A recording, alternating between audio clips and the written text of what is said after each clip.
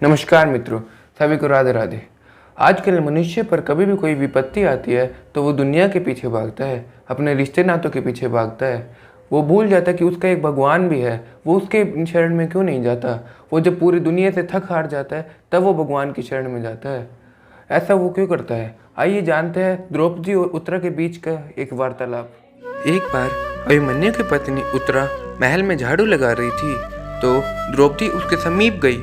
उसके सिर पर प्यार से हाथ फेरते हुए बोली, पुत्री, भविष्य में कभी तुम पर घोर से घोर विपत्ति भी आए तो कभी अपने किसी नाते रिश्तेदार की शरण में मत जाना, सीधे भगवान की शरण में जाना।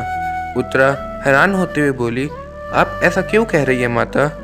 द्रौपदी बोली, क्योंकि यह बात मेरे ऊपर भी बीत चुकी है। जब मेरे पांचों पति कौरवों के साथ जुआ खेल रहे थे तो अपना सर्वस्व हारने के बाद मुझे भी दांव पर लगाकर हार गए। फिर कौरव पुत्रों ने भरी सभा में मेरा बहुत अपमान किया।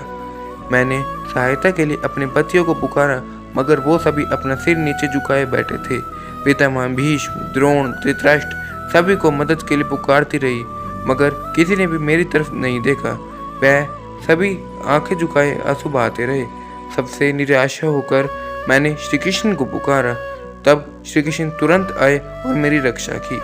जब द्रौपदी पर ऐसी विपत्ति आ रही थी तो द्वारका में श्री कृष्ण बहुत विचलित होते हैं क्योंकि उनके सबसे प्रिय भक्त पर संकट आन पड़ा था। रुक्मिणी उनसे दुखी होने का कारण पूछती है तो वह बताते हैं, मेरी सबसे बड़ी भक्त का भरी सभा में अपमान किया जा रहा है। रुक्मिणी बोलती हैं, अब जाएं और उनकी मदद करें। श्री कृष्ण बोले, जब तक द्रौपदी मुझे पुकारेगी नहीं मैं कैसे जा सकता हूँ। एक बार वो मुझे पुकार ले तो मैं तुरंत उसके पास जाकर उसकी रक्षा करूँगा। तुम्हें यह याद होगा जब पांडवों ने राजसूय यज्ञ करवाया था तो शिशुपाल का वध करने के लिए मैंने अपनी उंगली पर चक्र धारण किया था तो उससे मेरी उंगली कट गई थी। उस समय मेरी सभी पत्नियां वही थी।